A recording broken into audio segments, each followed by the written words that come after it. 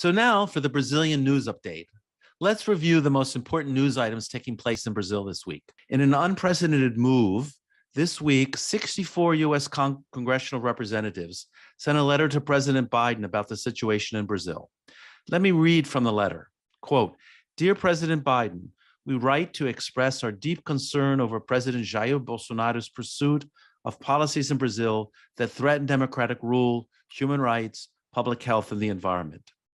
The letter continues, quote, "We believe that it is critically important that cooperation between the U.S. and Brazil is based on a shared commitment to respect democratic values and human rights, and to take actions to address the COVID-19 pandemic and the climate crisis."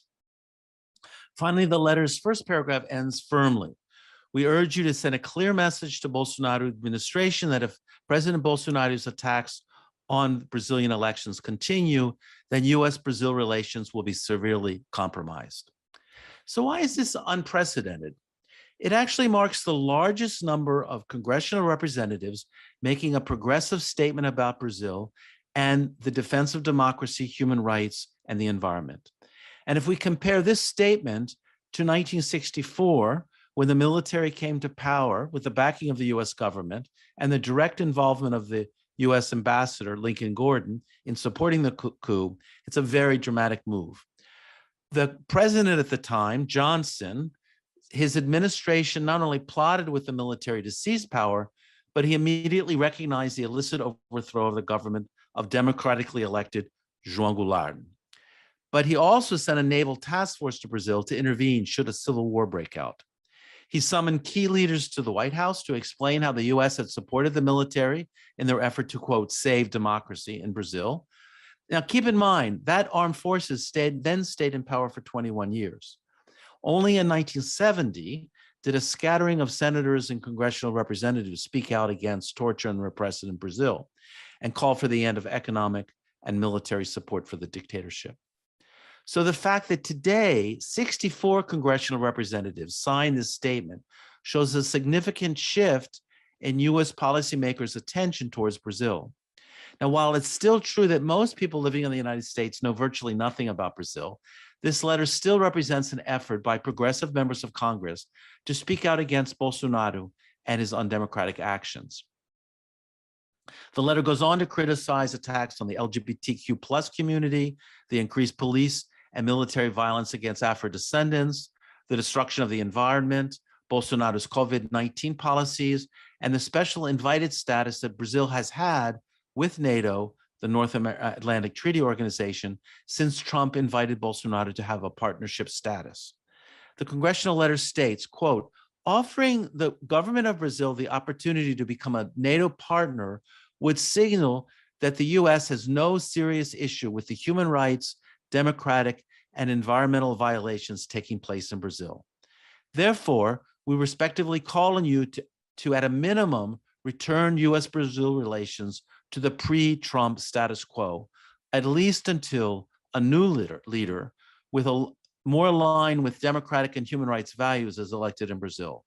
This should include canceling the major non-NATO ally status, withdrawing the offer made to Brazil to become a NATO partner, and other forms of harmful cooperation established during the Trump-Bolsonaro period," end quote. The letter ends by suggesting that the appointment of a new ambassador opens the possibility for a new relationship. The current ambassador, Tom Chapman, the letter states, quote, "maintained a problematic personal friendship with Bolsonaro and refused to publicly encourage Bolsonaro to protect the environment, human rights, and democracy in his nation.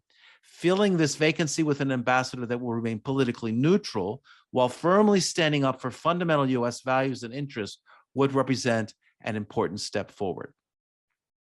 Now, the letter was signed by Hank Johnson, an African-American member of the Judiciary Committee, along with 63 other congressional representatives, people like Maxine Waters of Los Angeles, African-American representative from Los Angeles, and AOC, who most people know about in Brazil. And in another important development this week, the Senate Appropriations Committee passed a provision prohibiting any U.S. government aid to Brazil to be used to pay for the removal of Quilombola communities from the Alcântara Space Center in the state of Maranhão in northern Brazil. So a quilombola community is a community usually made up of former enslaved people or those who ran away from their enslavement in the 18th or 19th century. There are communities of quilombolas near the Marielle Space Center, which the US government wants to use for space launchings. And some of these communities have been removed, and the inclusion of this provision in the budget appropriations represents a significant effort by the Brazilian and US progressive forces to block the relocation of other traditional communities near the Space Center. Now, in spite of this congressional letter to Biden and the Senate appropriations provision that would block the removal of people from the Quilombola and Maranhão, US-Brazilian relations continue to have problems. Brazil, for example, has authorized the temporary presence of US armed forces on Brazilian soil for military training between November 28th and December 18th. And in July, Brazilian military officials went to Texas for combined exercises with the United States. So while Bolsonaro might be attempting to retain US-Brazil relations as they were under Donald Trump, his popular support is slipping. According to the latest Genial Quest polls, Bolsonaro is losing support among those who voted for him in the second round of the 2018 elections. Although 52% of those polled affirmed their continued allegiance to the president, 21% stated that they intended to vote for Lula in the first round of the 22 elections, and another 12% indicated they were either undecided or would be invalidating their votes.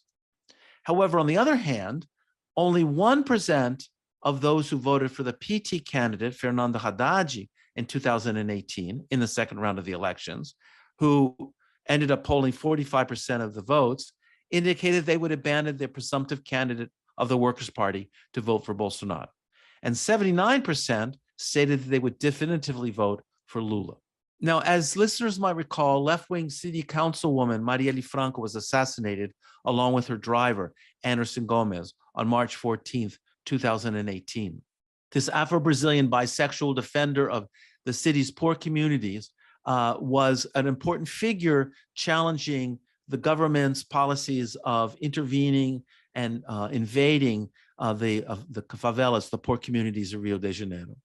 Now, it seems that the people involved in the shooting were militias, that is, illegal paramilitary groups that have been operating in Rio in these poor communities.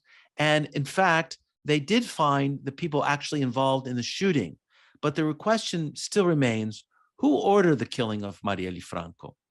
Now, one of the assassins, Rony Lessa, who actually pulled the trigger of the machine gun that killed the councilwoman and her driver, it's now reported received over $1 million, which passed through his and his associates' bank accounts in recent years, although his monthly salary was only $1,200.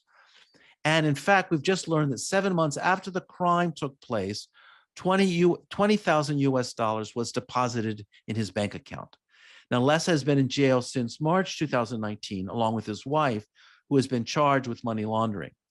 And although there are complications of this story, because Bolsonaro lives in the same condominium as Lessa, and there are alleged connections between Lessa and Bolsonaro, we still don't know who actually paid and ordered the killing of Marielle Franco.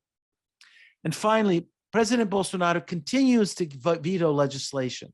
The latest move was against a proposal to rename a stretch of a highway passing through the southernmost state of Rio Grande do Sul in homage of João Goulart, who was the vice president of Brazil from 1955 to 1961, assumed the presidency in 1961, and then was overthrown by the military in 1964. Bolsonaro, who supported the military coup, who defends torturers and repression, argued that it was not appropriate to change the name of this highway to honor the politician, the vice president, and then president who was in power when the military overthrew him in 1964. Bolsonaro also vetoed spending $120 million from the 2021 budget designed for science and technology. And this will have a very detrimental effect on higher education in Brazil. Most of these resources pay for the kind of research in science and technology carried out at Brazil's public institutions. Well, that's all for now. Thanks for listening. Let me know if you have any comments or questions. I'll try to answer all of them. Tell your friends about the program, and I'll see you in a week for more of Brazil Unfiltered. Follow me on Instagram at James Naylor Green. You can also find me on YouTube. Please subscribe to the program. Ciao.